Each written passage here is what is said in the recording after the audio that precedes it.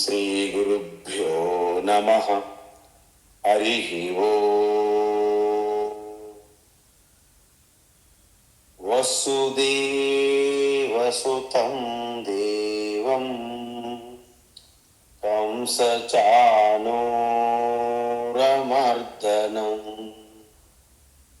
దేవకీ పరమానందం కృష్ణం వందే జగద్గురుం. కృష్ణం వందే జగద్గురుం. తీత్వా మోహార్ణవం హత్వా రాగద్వేషాది రాక్షసా సీతా శాంతి సమాయుక్త ఆత్మా రామో విరాజతే. ఆత్మా రామో విరాజతే. ఆత్మస్వరూప బంధుగన్ మనం ఇప్పుడు ఇక ఆఖరి ఘట్టంలో ఉన్నాము. ఈ మూడు గుణముల యొక్క విశ్లేషణ చాలా వరకు భగవాన్ చేశారు. ఆఖరి ఘట్టం ఏంటంటే ఈ మూడు గుణములు స్వరూపం చూశాము, ఏ విధంగా బంధిస్తాయో కూడా చూశాము. వాటి యొక్క వృద్ధి చెందినప్పుడు మనం ఎలా గుర్తించాలి గుర్తు చూశాము. ఆ గుణములు ఉండేటప్పుడు ఈ జీవితంలో మనకు కలిగే ప్రయోజనం చూశాం. శరీరము విడిచిపెట్టేటప్పుడు ఏ గుణములో వృద్ధిలో ఉన్నప్పుడు శరీరం విడిచిపెడతామో వారు ఎటువంటి గతి అంటే మళ్ళీ పునర్జన్మ పొందుతారో చూశాం. దీన్ని బట్టి మనకి ఏమర్థమైందంటే ఈ మూడు గుణములతో మనం మమేకమై ఉన్నంత వరకు, అంటే సత్వగుణము కానీ రజోగుణము కానీ తమోగుణము కానీ అధికంగా ఉన్నా మిశ్రమముగా ఉన్నా మనకి సంసార బంధనం తప్పదు. అంటే మన యొక్క ఈ శరీరం ఏదైతే ఉందో అది క్షేత్రము క్షేత్రజ్ఞుల యొక్క కలయిక, పురుష ప్రకృతి యొక్క కలయిక. కాబట్టి ఈ రెండింటి యొక్క మిశ్రమం ప్రకృతి పురుష.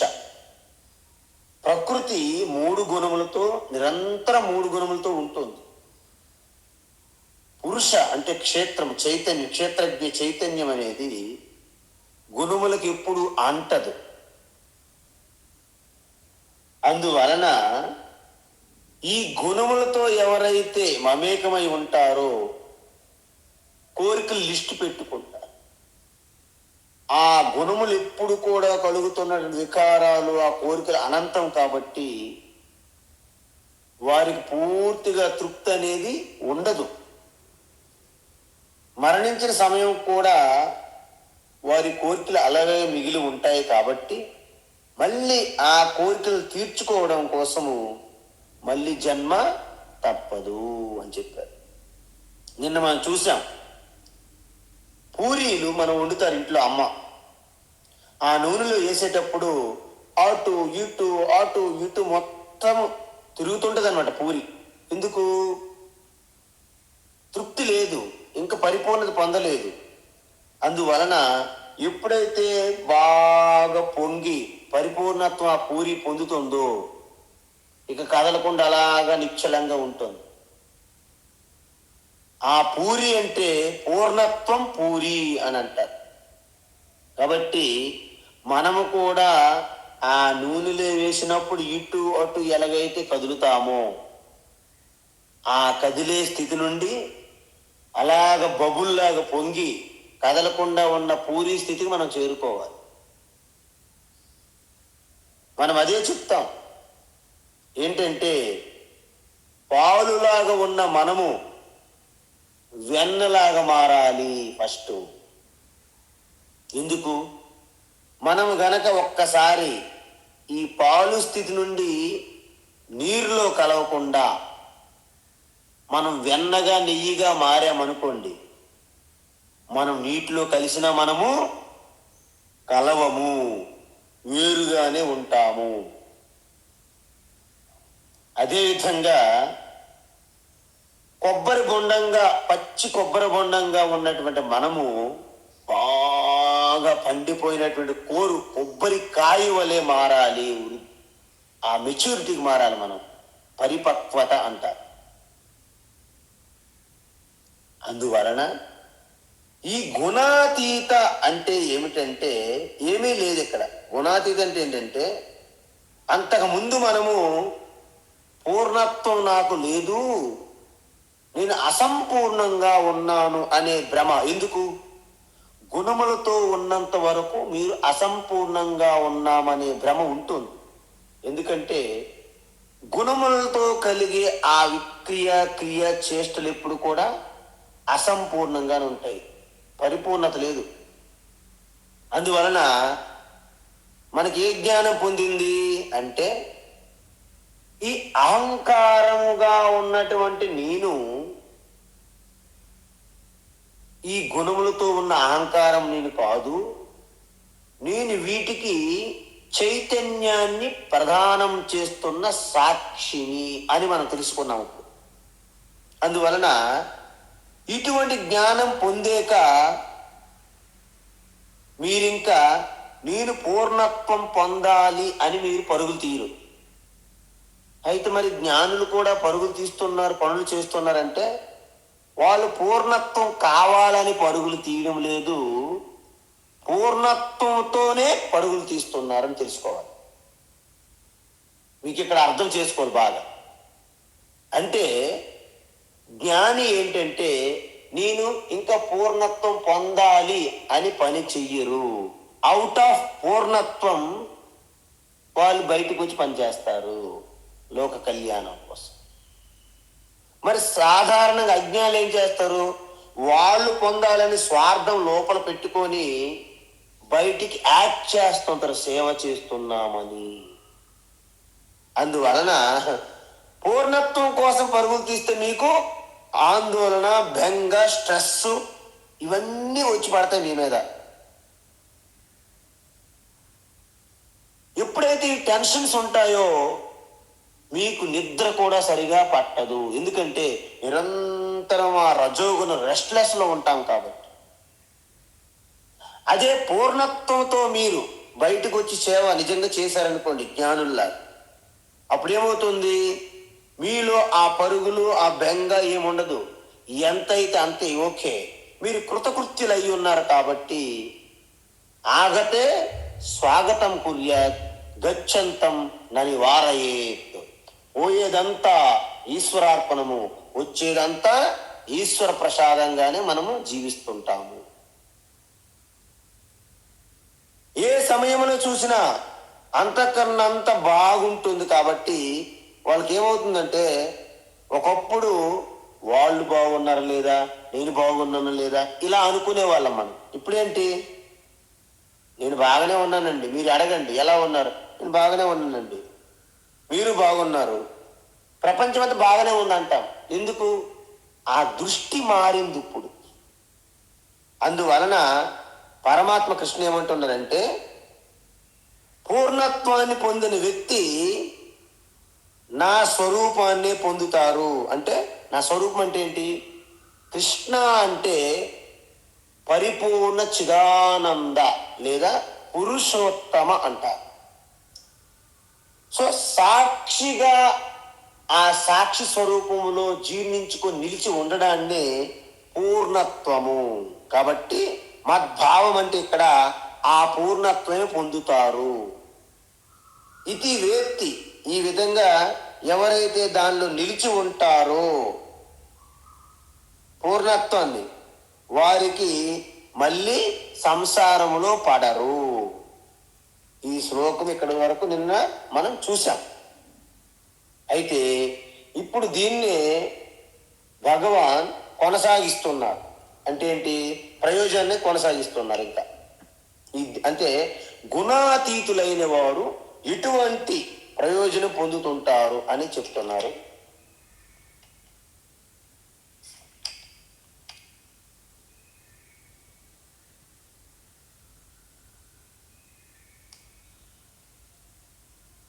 గుణానేతానతీతి గుణానేతానతీత్యత్రీన్ గుణానేతానతీత్యత్రీన్ గుణానేతానతీత్యత్రీన్ దేహి దేహ సముద్భవాన్ దేహి దేహ సముద్భవాన్ దేహి దేహ సముద్భవాన్ జన్మ మృత్యుజరా దుఃఖైః జన్మ మృత్యుజరా దుఃఖైః జన్మ మృత్యుజరా దుఃఖైః విముక్తో మృతమశ్నుతే విముక్తో మృతమశ్నుతే విముక్తో మృతమశ్నుతే గుణానేతానతీత్యత్రీన్ దేహి దేహ సముద్భవాన్ గుణానేతానతీత్యత్రీన్ దేహి దేహ సముద్భవాన్ గుణానేతానతీత్యత్రీన్ దేహి దేహ సముద్భవాన్ జన్మ మృత్యుజరా దుఃఖైః విముక్తో మృతమశ్నుతే జన్మ మృత్యుజరా దుఃఖైః విముక్తో మృతమశ్నుతే జన్మ మృత్యుజరా దుఃఖైః విముక్తో మృతమశ్నుతే. ఉత్తమం. అయితే ఈ జీవుడు ఈ మూడు గుణాలంటే సత్వ రజస్ తమో గుణాలకు అతీతంగా ఎదుగుతారు అంటున్నాడు భగవాన్ శ్రీకృష్ణ. అంటే ఈ మూడు గుణాలు ఇక్కడ దేహి అన్నాడు చూడండి శ్లోకంలో. దేహి అంటే జీవాత్మ, దేహి అంటే జీవాత్మ మనిషి. అయితే ఏతాన్ త్రీన్ గుణాన్ అంటే ఈ మూడు గుణాలకి అతీత్య అంటే అతీతంగా ఎప్పుడు ఎదుగుతారు, ఎప్పుడు వెళ్తారు అంటే జ్ఞానం పొందడం వలన. జ్ఞానం పొందడం వల్ల అంటే ఎటువంటి జ్ఞానం అది అంటే ఈ గుణాల మీద ఉన్న అభిమానం ఏదైతే ఉందో, అభిమానం అంటే నేనే ఈ శరీరము, నేనే ఈ ఇంద్రియములు, నేనే ఈ బుద్ధి, నేనే మనస్సు. అంటే శరీర ఇంద్రియములు మనస్సు బుద్ధి ద్వారా జరుగుతున్నవన్నీ నాలో జరుగుతున్నాయి, నాకే జరుగుతున్నాయి అనే అభిమానము నుండి విడిపోతారు. ఎలాగా అంటే మూడు గుణాలు మూడు శరీరాలు సూచిస్తాయి. అదేవిధంగా మనకి ఈ శరీరము, ఇంద్రియములు, మనసు, బుద్ధి ఇవన్నీ కూడా మూడు గుణములతోనే తయారు చేయబడ్డాయి. అందువలన ఇదంతా కూడా నా స్వరూపానికి భిన్నమైనది అని తెలుసుకుంటారు. ఎందుకు? ఈ మూడు గుణాలు, ఈ పంచకోశాలు అంటే ఏం చెప్పామింట ముందు? అన్నమయ కోశము అంటే శరీరం అనేది అన్నము ద్వారా ఆధారపడి ఉంటుంది. అన్నమయ కోశము, ప్రాణమయ కోశము ఉచ్ఛ్వాస నిశ్వాసల ద్వారా అంటే ప్రాణ అపాన వాయువుల ద్వారా శ్వాస ద్వారా ఆధారపడి ఉంటుంది. ఇది ప్రాణమయ కోశము. మరి ఈ కర్మేంద్రియములు మనసు కలిగి మన కర్మలు చేయడానికి సంకల్పం చేస్తుంటాం. దాన్ని మనోమయ కోశం అంటారు. మరి జ్ఞానేంద్రియములతో బుద్ధి కలిసి ఉండి అనేక ప్లానింగ్ ఆలోచన చేస్తే దాన్ని విజ్ఞానమయ కోశం అంట. ఆ తరువాత ఈ శరీరం అనేది రెస్ట్లోకి వెళ్ళిపోతుంది, అంటే గాఢ నిద్ర అలాంటి స్థితిలోకి, అంటే అవ్యక్త స్థితికి వెళ్ళిపోతుంది. దాన్ని ఆనందమయ కోశం అంట. అందుకే అందరం కూడా హ్యాపీగా నిద్రపోవడానికి ఇష్టపడతాం. సో ఈ పంచకోశాలు, 3 శరీరాలు ఏమిటి? స్థూల శరీరము, దీని అనుకున్నటువంటి సాఫ్ట్వేర్గా ఉన్నటువంటి మనస్సు ఇంద్రియములు కలిపి సూక్ష్మ శరీరము, ఈ 2 అవ్యక్తంలోకి వెళ్ళిపోతుంటాయి గాఢ నిద్ర అవస్థలో, దాన్ని కారణ శరీరము. ఇవన్నీ దేని సూచిస్తున్నాయి? ప్రకృతిని మాత్రమే తెలియజేస్తున్నాయి. ఎందుకు? ప్రకృతి 3 గుణముల నుండే ఇంతవరకు తయారయ్యాయి కాబట్టి. అయితే మనమేంటి? నేను శరీరాన్ని అనే బదులు నేను పురుష చైతన్యాన్ని, అంటే క్షేత్రజ్ఞాన్ని, నేను క్షేత్రము కాదు ప్రకృతి కాదు అని తెలుసుకోవాలి మనం. నేను వ్యవహారం నడపడానికి ఈశ్వరు నాకు తాత్కాలికంగా ఈ శరీర మనసు ఇంద్రియాలు ఇచ్చారు, అంతే. మనకి ఇచ్చారు వాడుకోవడానికి, జస్ట్ వ్యవహారం నడపడానికి వాడుకోవడానికి ఇచ్చారు అని ఎవరు తెలుసుకుంటారు? జ్ఞాని అర్థం చేసుకుంటారు. ఓహో, నేను వ్యవహారం నడపడానికి నాకు శరీర ఇంద్రియాల మనస్సు ఈశ్వరు ఇచ్చారు, అనుగ్రహించారు. అంటే నేను శరీరానికి, ఇంద్రియాలకు, మనస్సు, బుద్ధికి నేను ట్రస్టీని, కాపలాదారిని. నేను కాపాడుతాను. ట్రస్టీ, నా మీద ట్రస్టీ, నేను ఐఎమ్ ఏ ట్రస్టీ అని ఎవరు తెలుసుకుంటారు? జ్ఞాని. శరీరం అవసరం ఎందుకు చెప్పండి? అసలు శరీరం మనకు కావాలా అంటే, శరీరం లేకపోతే మనము ఆ ఈశ్వరుడు ఇచ్చినటువంటి ఆ బహుమానం ఏదైతే ఉందో దాన్ని సక్రమంగా వాడడానికి మనము సమర్థులం కాము. ఎందుకంటే ఆయన ఇచ్చింది మనం మన మీద నమ్మకంతో, మన మీద విశ్వాసంతో ఆయన ఇచ్చాడు.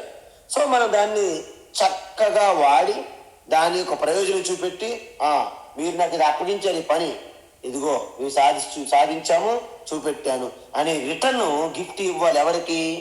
ఈశ్వరుకి. అంటే శరీరాన్ని ఉపయోగించి నేను శరీరాన్ని కాదు, నేను ఆత్మను అనే జ్ఞానం పొందడానికి కూడా ఈ శరీరమే మీకు ఉపయోగపడుతుంది. చూసారా? శరీరం ఉంటేనే మీకు వ్యవహారం. శరీరం లేకపోతే మీరు ఉంటారు కానీ వ్యవహారంలో పనికిరారు. బల్బు ఫిల్మెంట్ బాగుంటేనే లైట్ వస్తుంది, అవి లేకపోయినా కరెంట్ ఉంది కానీ వ్యవహారానికి పనికిరాదు కరెంట్. ఈ విధంగా నేను బల్బు ఫిల్మెంట్ కంటే అతీతంగా ఉన్న కరెంటు ఎలాగైతే మనం గమనిస్తున్నామో, శరీరము, ఇంద్రియముల, మనసుకి అతీతంగా నేను ఉన్నాను అనేది ఒక్కసారి మనము విచారణ చెయ్యాలి. అందువలన మనము ఈ శరీరములోనే ఇంద్రియములతోని వ్యవహారం చేస్తున్నప్పటికీ శరీరములోను ఇంద్రియములోను కలిగే వికారాలు నాకు లేవు అని తెలుసుకోవాలి. దీన్నే అతీతము అంటారు. దేనికి? ఈ గుణాలకి అతీతంగా ఉండుట. అందువలన మనం ఏం చేశాము? దేహ సముద్భవ అంటే ఈ శరీరం పుట్టడానికి కారణం ఏంటి? కారణం జన్మ. అంటే శరీరం పొందడానికి కారణము ఈ 3 గుణాలే. ప్రతి ఒక్క ప్రాణి శరీరం పొందడానికి కారణం ఏంటి? 3 గుణాలే అని మనం చూసాం. ఎటువంటి జన్మిస్తుంది అంటే, ఇంతకు ముందు చేసినటువంటిది సత్వగుణం ప్రధానంగా ఉండి శరీరం విడిచిపెడితే ఉత్తమ జన్మ వస్తుంది. రజోగుణం ప్రధానంగా ఉండి శరీరం విడిచిపెడితే మధ్యమ జన్మ మానవ లోకములో, భూలోకములో.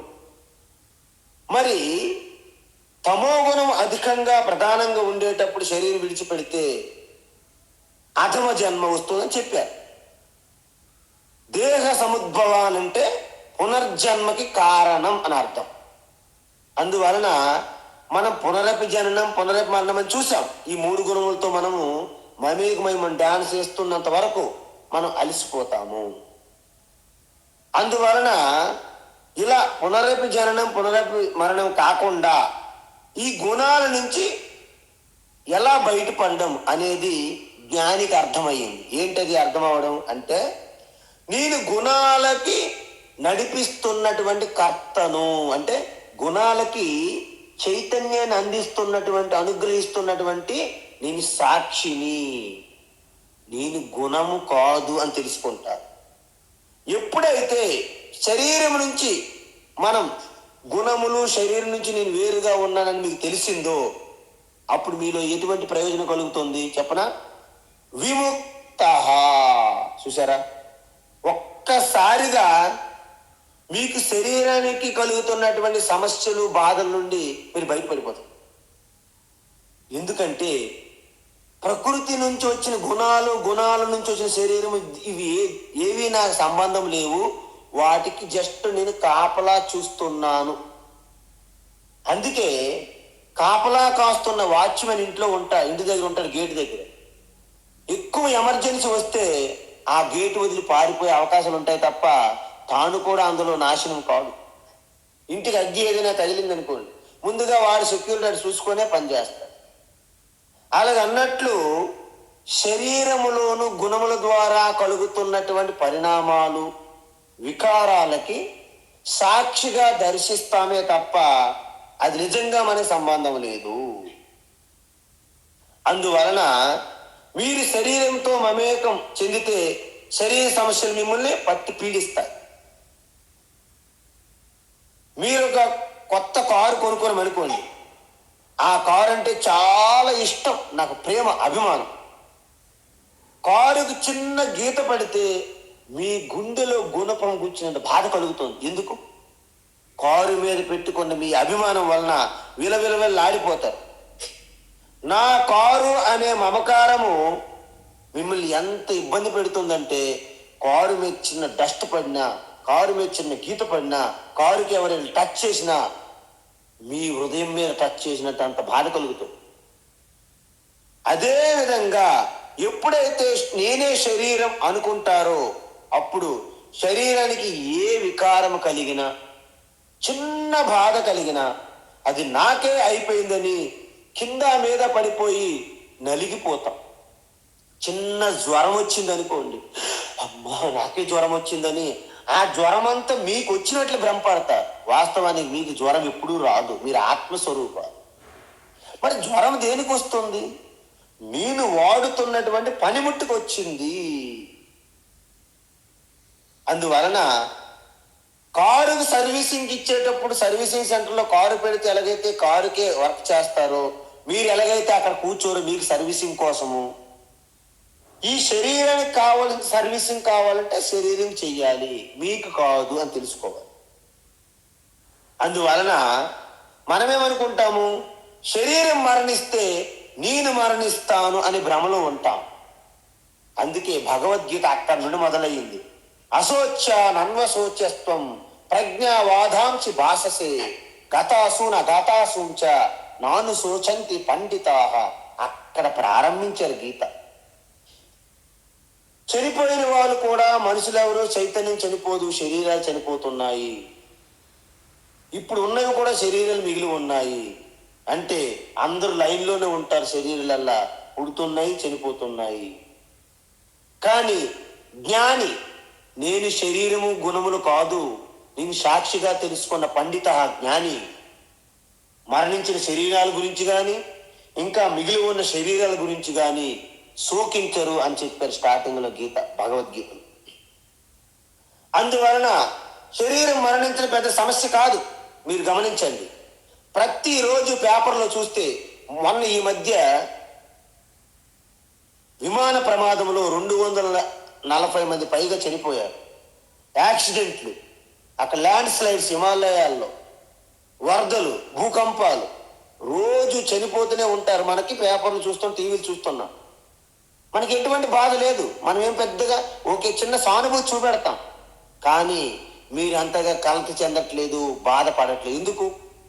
ఎవరో చనిపోయారనే బాధగా తప్ప నేను చనిపోకూడదు, ఈ శరీరం చనిపోకూడదు, నా బంధువులు, నేను అనే మమకారం లేదు కాబట్టి మీరు పట్టించుకోవట్లేదు. అంటే నిజంగా మరణించడం అనేది సమస్య కాదు, కానీ అందులో నేను మరణించకూడదు, నా వాళ్ళు మరణించకూడదు, ఈ అభిమానం మనకి సమస్య.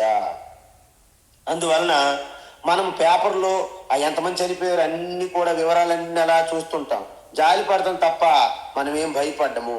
అంటే సమస్య మరణంలో లేదు, నేను మరణిస్తానని అనుకోవడంలోని సమస్య ఉంది. ఎంతమంది మరణించినా పర్వాలేదు, నేను నా వారు మాత్రము మరణించకూడదు. ఇది మన యొక్క ఆలోచన విధానం. ఈ సమస్యకి ఒక్క వేదాంతం భగవద్గీత ఒక్కటే పరిష్కారం. ఏంటి? భగవద్గీత ఏం చెప్తుందంటే నాకు మరణం ఉందనే భావాన్ని మొత్తం కడిగేస్తుంది బ్రష్ పెట్టి. ఎలా కడుగుతుంది? ఆత్మజ్ఞానం కలుగు చేయడం ద్వారా నేను నాశనమయ్యే శరీరాన్ని కాదు, నాశనమయ్యే శరీరాన్ని జాకెట్ లాగా వాడుకుంటున్న సాక్షిని అని తెలుసుకుంటారు.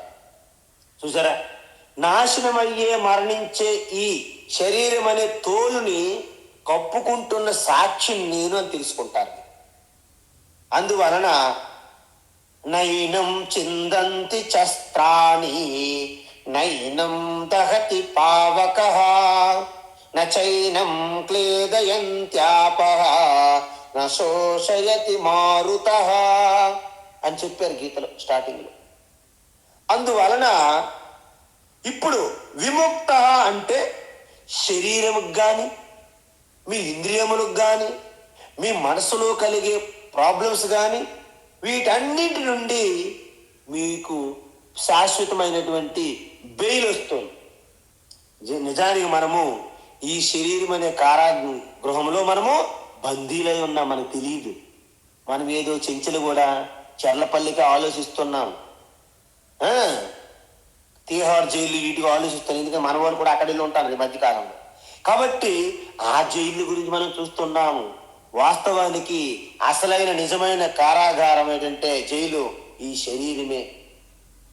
కాబట్టి దీని నుండి మీకు విముక్తి కలుగుతుంది.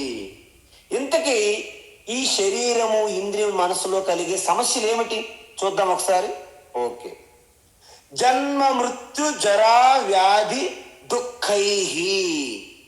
జన్మ దుఃఖం జరా దుఃఖం అంటే జన్మ దుఃఖం జరా దుఃఖం జాయా దుఃఖం పునః పునః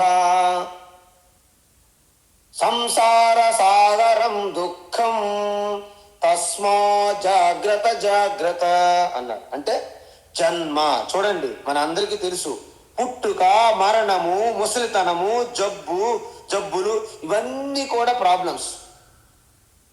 తల్లి గర్భంలో 9 నెలలు ఉన్నాం, ఎంత సమస్య.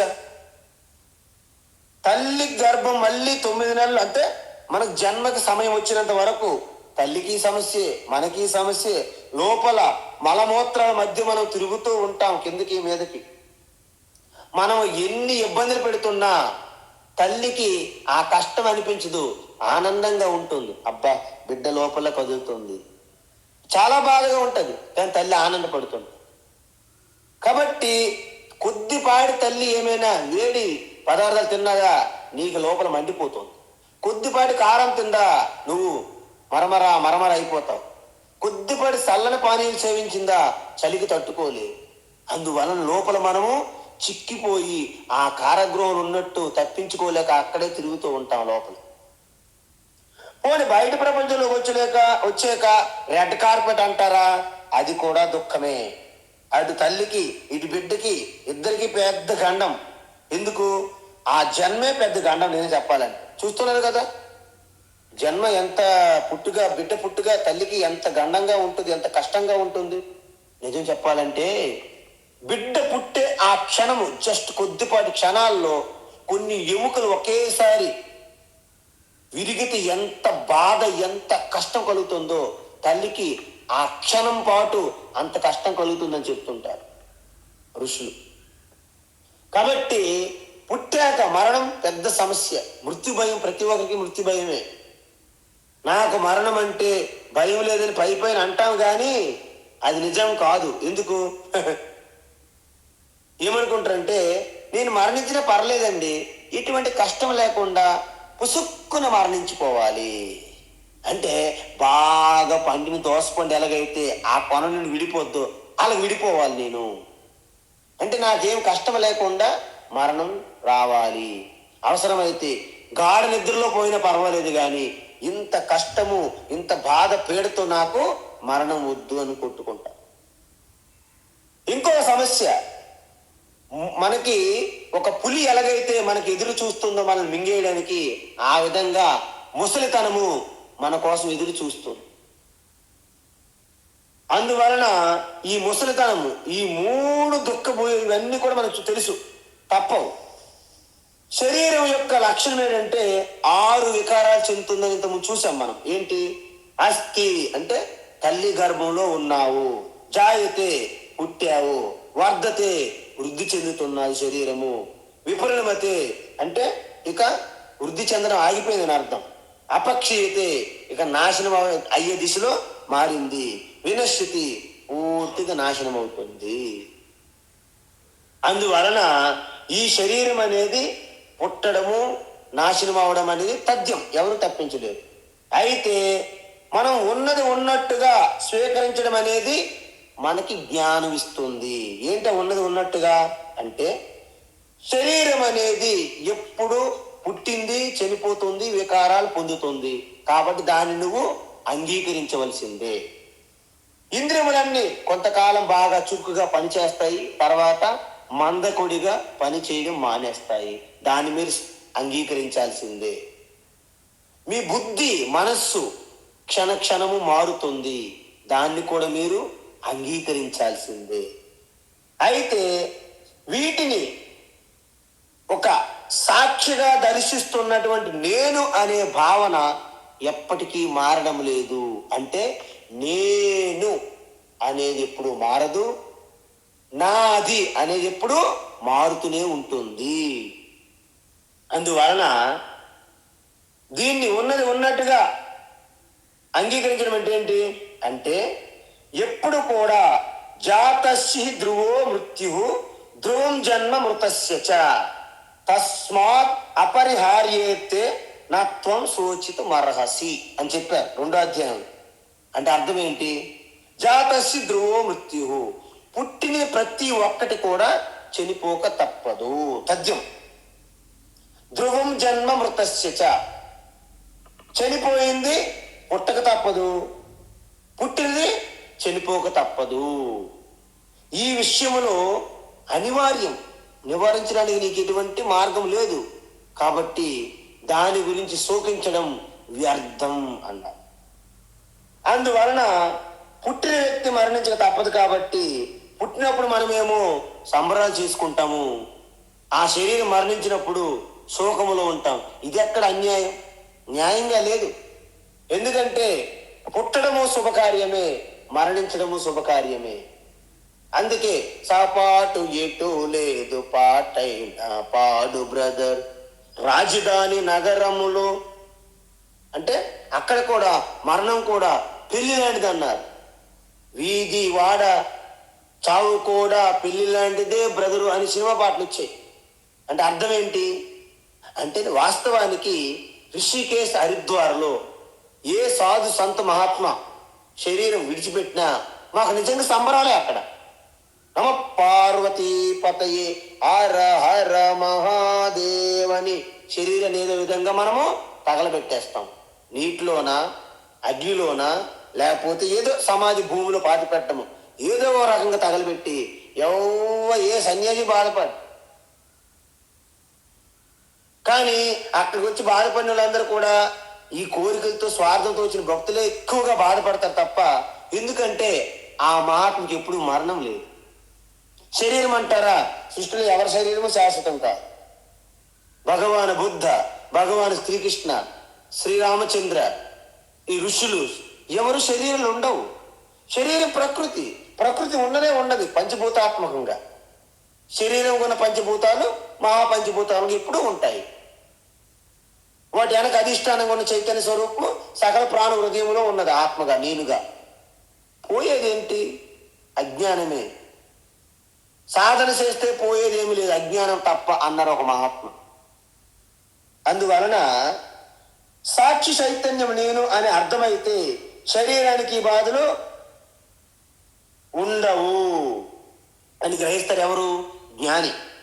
అందువలన వయస్సు మీద పడ్డా, మన కంటి చూపు, వినికిడి అన్ని తగ్గిపోతున్నా వారేమి కలత చెందరు. ఎందుకు చెందరు? అవన్నీ ప్రకృతి.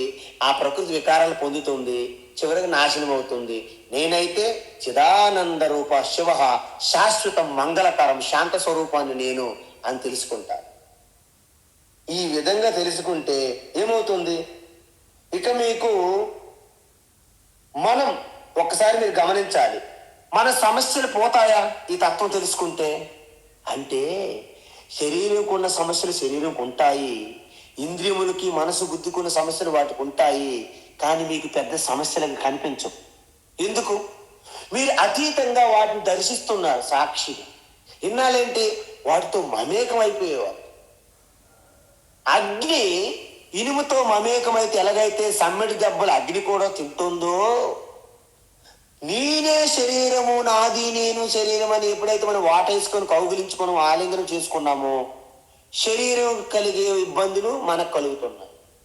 ఇప్పుడు మనము శరీరానికి గ్యాప్ ఇచ్చాం. ఓకే, నేను వాడుకుంటున్నటువంటి ఇన్స్ట్రుమెంట్ నువ్వు, ఏ బాడీ అని అంటాం. అప్పుడు ఏమైంది? పగటిపూట నక్షత్రాల వలె దాని యొక్క ఎఫెక్ట్ తగ్గిపోయింది, మార్పు. ఎలాగా? రాత్రి నక్షత్రాలు మిలమిలా మిలమిలా మెరుస్తాయి, మరి పగలేమవుతున్నాయి? పగల నక్షత్రాలు లేవా? ఉన్నాయి, మరి మెరవట్లేదా? మెరుస్తున్నాయి. కానీ ఎందుకు మరి కనిపించట్లేదు అంటే సూర్యుని ప్రకాశం అధికంగా ఉండడం వలన నక్షత్రాల ప్రకాశం పగటిపూట ఎలాగైతే కనిపించదో, లేనట్టుగా అనిపిస్తుందో, ఇంతకు ముందు శరీరము ఇంద్రియము నేను అనే భ్రమలో ఉన్నప్పుడు అన్ని సమస్యలు మనకు కనిపిస్తాయి. కానీ నేను శుద్ధ చైతన్యం వెనకున్న సాక్షి నేను అనేకొనేసరికి శరీరములో కలిగే మార్పులు, ఆ యొక్క ఇబ్బందులు నాకు చాలా చిన్న సమస్యగా మారిపోతుంది, దృష్టిలో మార్పు వచ్చింది. అందువలన మీరు ఒక్కసారి గమనించండి, ఈ సూత్రం మన ఆత్మ సాక్షికి మనం వర్తింపజేయాలి. ఎలాగా? శరీరం అనారోగ్యంగా ఉన్నప్పుడు కూడా రాత్రి మీకు ఎటువంటి అన్ని మారిపోవు. అందుకే మహాత్ముల దగ్గరకు వచ్చి నా ఆరోగ్యం ఇమ్మీడియట్గా తీరిపోవాలి, మా అబ్బాయికి వెంటనే జాబ్ వచ్చేయాలి, మా పాపకి వెంటనే వివాహం అయిపోవాలి, మీ వెంటనే ఇల్లు కట్టించుకోవాలి, ఇలాంటి కోరికలు పెట్టుకుని వస్తారు స్వాముల దగ్గర. అది రాంగ్, తప్పు. ఏ సమస్యలు ఎప్పటికప్పుడు ఎంటకంటే తీరవు. సమస్యలు ఉంటాయి, కానీ ఇంతకు ముందు మీపై ఉన్నటువంటి బరువు, ఒత్తిడి ఇప్పుడు అది లేదు. ఎందుకంటే అంత నడిపించేవాడు నారాయణ ఉన్నాడు కాబట్టి, అన్నీ చూస్తున్నటువంటి శివ ఉన్నాడు కాబట్టి, ఆ శివ అనేది ఎక్కడో లేదు, కైలాసం వైకుంఠం కాదు, చైతన్య సాక్షిగా ఉన్నారని దాన్ని మీరు ఆశ్రయించినప్పుడు ఈ సమస్యలన్నీ మీకు తేలికైపోతాయి. ఎలా అవుతాయి మీరు ఒకసారి చూద్దామా?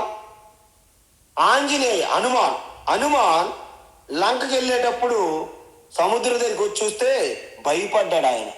ఇంత పెద్ద సముద్రం నేను ఎలాగ లంఘించగలను, దాటడం కష్టం అనుకున్నాడు. కానీ ఒక్కసారి శ్రీరామచంద్రుని తలుసుకున్నాడో ఆ పెద్ద సముద్రం కూడా చిన్న కాలువలా కనిపించింది ఆయన దృష్టికి. సముద్రం ఏమైనా మారిపోయిందా చెప్పండి మీరు? సముద్రం మారలే. సముద్రాన్ని హనుమంతుడు హనుమాన్ చూసినటువంటి దృష్టి మారిపోయింది, దృక్పథం. అంటే శ్రీరాముని మీద హనుమంతుడికి ఉన్నటువంటి అచంచలమైన అనన్య భక్తి సముద్రాన్ని చిన్నది చేసి చూపించింది. సముద్రం ఉన్నది, కానీ ఆ సముద్రం కూడా చిన్నదయ్యింది. గోస్వదీకృత వారాసిం మసకీకృత రాక్షసం. చూసారా? అంటే అర్థం ఏంటి? అద్భుతమైనటువంటి గొప్ప సాగరం కూడా ఒక చిన్న కొలను కాలువగా కనిపించింది. ఒక దోమ ఎలాగైతే ఓ భయంకరమైనటువంటి రాక్షసుడు మనకు ఒక దోమలా కనిపిస్తాం, మనం ఏమనుకుంటాము? అబ్బాయి ఈయనేముందండి, సింపుల్గా ఏర్పారేస్తాం అనుకుంటాం.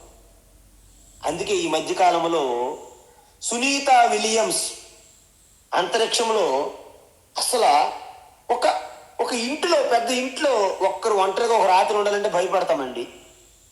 ఇంత పెద్ద అంతరిక్షంలో 288 రోజులు ఎలా గడిపారు ఆవిడ అంటే దానికి కారణం భగవద్గీత నుండి వచ్చిన జ్ఞానం శక్తి.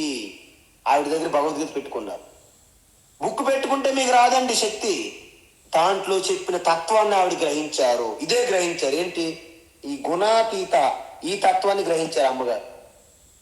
అందువలన గోస్మదీకృత వారాసిం పసకీకృత రాక్షసం, ఆ రాక్షసులందరూ కూడా దోమల్లా కనిపించారు హనుమంతుడికి. దోమలకు పెద్దగా మీరేమైనా ప్రిపేర్ అవ్వాలండి చంపడానికి. ఆ రాక్షసులందరూ కూడా భయంకరమైనటువంటి రాక్షసులు దోమల్లా కనిపించారు హనుమంతుడికి. అంత విశాలమైన విస్తారంగా ఉన్నటువంటి సముద్రము చిన్న కాలువగా కనిపించింది హనుమంతుడికి. ఆయన శక్తి ముందు ఏముంటాయో చెప్పండి. ఆ విధంగా ఎప్పుడైతే మీరు ఈ ప్రకృతి ఉన్న 3 గుణముల నుండి షిఫ్ట్, ఒక్క సాక్షి వైపు షిఫ్ట్ గేర్ మార్చారో అప్పుడేమవుతుంది? మీ సమస్యలన్నీ కూడా చిన్నవిగా మారిపోతున్నాయి. అంటే ఈ విధంగా నేను సాక్షి చైతన్యం అనే జ్ఞానం కలిగింది ఎప్పుడైతే ఉంటాయో సమస్యలు చిన్న సూదితో, చిన్న గుచ్చిన సూది గుచ్చితే ఎంతకైనా మనం పెద్దగా గోల పెట్టము. అలాగా ఓకే ఇవి చిన్న సమస్యలు అని మనము తీసుకుంటాం. దీన్ని విముక్త అన్నారు భగవాన్ శ్రీకృష్ణ. అంటే జీవన్ముక్తి అంటే సత్సంగత్వే నిస్సంగత్వం, నిస్సంగత్వే నిర్మోహత్వం, నిర్మోహత్వే నిశ్చలతత్వం, నిశ్చలతత్వే జీవన్ముక్తి అని చెప్పారు. అందువలన ఈ నిశ్చలతత్వంగా ఉంటారు మీరు. ఎటువంటి అలలు కెరటములు ఎలాగొచ్చినా కూడా ఆ గర్భంలో ఎలాగైతే నిర్మానుష్యమైన నిశ్శబ్దం ఉంటుందో అలుముకొని మీలో హృదయంలోన ఆ ప్రశాంతత నిండిపోయి ఉన్నది. పైన చిన్న చిన్నవి వస్తున్నటువంటి మార్పులు చేర్పు జరుగుతున్న మీరు పెద్దగా ప్రభావం కారు. దీన్ని జీవన్ముక్తి అంటారు. అందువలన సమస్యలకి మీరు స్పందించే తీరు మారుతుంది. మనం ఎలా స్పందిస్తాము మీకు అర్థమైందా? ఒక పాము ఆ దారిలో వెళ్తున్న వ్యక్తులకు చాలా ఇబ్బందికరంగా మారింది. ప్రతి ఒక్కరూ ఇక్కడ పాము ఉన్నది, చాలా ప్రమాదము అని భయపడుతున్నారు అందరూ. ఒకసారి ఒక మహాత్మా అదే మార్గములు వెళ్తూ పాముకు ఒక మాట అన్నారు. ఏ పాము గారు, మీరు అలాగా విషము చిమ్ముతున్నట్టు వాళ్ళ కాటు వేసి వాళ్ళ ప్రాణాలను హరించి వాళ్ళు భయపడ్డం అనేది అది తప్పు. కాబట్టి ఇక మీద నేను ఉపదేశం ఇస్తున్నాను. దాని ప్రకారంగా మీరు పాముగా ఉన్నప్పుడు కూడా మీరు సాధు జీవనం సాగించవచ్చును అని చెప్పారు ఒక ముని. ముని ఆ పాముని కూడా ప్రశాంత చేశారు కాబట్టి ఒప్పుకున్నది పాము. ఇక పైన పాము ఏమనకుండా ఎక్కడైతే పడే అక్కడే ఉంటుంది. ఈ పిల్లలు ఆడుకొని పిల్లలందరూ దగ్గరికి రావడం మొదలెట్టారు. అరే పాము ఏమనట్లేదు అని తీసి పాముకి కర్రలతో కొట్టడము, రాళ్ళతో కొట్టడము, ఆ పాముని పట్టుకొని గిరగిర తిప్పి విసురుతున్నారు, ఆడుతున్నారు పాముతో. కానీ పాము ఏమనట్లేదు, కాటు వేయట్లేదు. ఇక పాము చనిపోయింది అన్నట్టుగా దాన్ని బాధించి ఒక పుట్టపైన విసిరి వెళ్ళిపోయారు పిల్లలు. సరిగ్గా కొంత సమయానికి ఆ ముని తిరుగు ప్రయాణంలో అదే మార్గంలో వచ్చారు. చూస్తుంటే పాము చాలా పీలగా బలహీనంగా చనిపోయి రామరామ అని ఇంకా చివరి ఆ ప్రాణం ఆ యొక్క శ్వాస ఊపిరితో ఉన్నది, కొన ఊపిరితో. అప్పుడు ముని అడిగారు, తన యొక్క జలములు దాని మీద చల్లి మళ్ళీ మంత్రించి మళ్ళీ ఒక ప్రశాంతత పొందిన తర్వాత అడిగారు, ఏమి జరిగింది? మహాత్మ, మీరు చెప్పినట్టే నేను చేశాను, నేను మౌనంగా ఉన్నాను కాబట్టి వాళ్ళ ఆ పిల్లలందరూ నన్ను అనేక హింసలు పెట్టి ఈ స్థితికి తీసుకొచ్చారు అన్నది. పాము, నేనేం చెప్పాను? నీ ఆత్మరక్షణకి ఎప్పుడు మర్చిపోవాలని చెప్పలేదు నేను. నువ్వు వాళ్ళని ఎవరిని దగ్గరికి రాకుండా బుసుకొట్టవచ్చు, కానీ కోట వేయొద్దని చెప్పాను నేను. కాబట్టి మహాత్ములు ఏమంటారంటే వాళ్ళు బుసుకొట్టినట్టు ఉండాలి, లేకపోతే సమాజం వాళ్ళని దద్దమ్మలుగా చూస్తుంటది. కాబట్టి బుసకొట్టాలి తప్ప కోట వేయకూడదు. కర్పూరం వలె ఆ జ్వాల అలా వస్తుంది, మళ్ళీ చల్లగైపోతుంది. అగ్నిలో ఉప్పేసినట్టు చిటాపటా అలా ఉండదన్నమాట. కేవలం కర్పూరం లాంటి కాంతి. ఎందుకు? వాళ్ళ స్వరూపం కర్పూరం లాంటిది, సత్వగుణం కూడా అతీతులు. కర్పూర గౌరం కరుణావతారం సంసార సారం భుజగేంద్రహారం సదా వసంతం హృదయారవిందే భవం భవానీ సహితం నమామి అంటారు. అందువలన సాక్షాత్ శివ ఆ కర్పూరం వలె మనము పోలుస్తుంటాం. అందువలన మనము ఆ స్పందనలో మనలో మార్పు వస్తుంది. అందువలన మహాత్ములైన జ్ఞానులైన గుణాతీతులైన 3 గుణములు ఉంటాయి. వాటిలో మార్పులు కూడా వస్తుంటాయి. కానీ వాటికి తగ్గట్టుగా ఎప్పటికప్పుడు చెక్ చేసుకుంటారు. అందువలన అలా స్పందించకుండా ఉంటే, గుణాల్ని పరీక్షిస్తూ గమనిస్తూ గుణాతీతులుగా ఉంటే వాళ్ళకు ప్రయోజనం ఏమిటి? ఇది ప్రశ్న ఇక్కడ. అమృతం అశ్రుతే అంటే వాళ్ళు పూర్తిగా మోక్షాన్ని, విముక్తిని పొందుతారు. ఎలాంటి విముక్తి? సమస్యలు తీవ్రంగా బాధించకపోయినా జ్ఞాని శాశ్వతత్వమైన సాక్షిని ఎప్పుడైతే అంటిపెట్టుకున్నారో ఆ సమస్యలు చిన్నగా చూస్తారు, వాటికి సహనంతో సహిస్తారు అని అర్థం. ఈ విధంగా జ్ఞాని ఈ తాత్కాలికమైనటువంటి ప్రకృతితో వచ్చినటువంటి గుణములతో కూడి ఉన్నటువంటి అహంకారం నుండి శాశ్వతమైనటువంటి శుద్ధ చైతన్య సాక్షిని అభిమానించి దాన్ని ఎప్పుడైతే స్వీకరించి అంగీకరించి ఆ సాక్షి చైతన్యంతో మమేకమైపోయారో వారినే ఇక్కడ ఏమంటున్నారు? స్థితప్రజ్ఞ అని 2వ అధ్యాయంలో చెప్పారు. ఇక్కడ గుణాతీత అని ఇక్కడ ఈ 14వ అధ్యాయం చెప్పారు. 12వ అధ్యాయంలో పరాభక్త, వాళ్ళే నాకు ప్రియమైన భక్తులు అని చెప్పారు. చూసారా, అందరూ ఒకటే. అయితే ఇప్పటి వరకు భగవాన్ చెప్పేసారు, అయిపోయింది ఈ అధ్యాయం. అయితే అర్జునుడికి డౌట్ వస్తుంది. ఏమిటా డౌటు? అబ్బా, గుణాతీత యొక్క స్థితి అద్భుతంగా ఉన్నది. మరి గుణాతీత స్థితి పరిస్థితి ఏంటి అంటే వాళ్ళ యొక్క స్వరూపం ఏమిటి? వారికి ఎటువంటి గుర్తులు ఉంటాయి? లింగము. వారు ఎటువంటి ప్రవర్తనలో ఉంటారు? ఈ గుణాలకు అతీతంగా ఏ విధంగా వెళ్ళాలి? ఇలాంటి డౌట్స్ వస్తాయి మనకు జనరల్గా. అందుకే అర్జునుడు కూడా వచ్చింది ఆ డౌట్.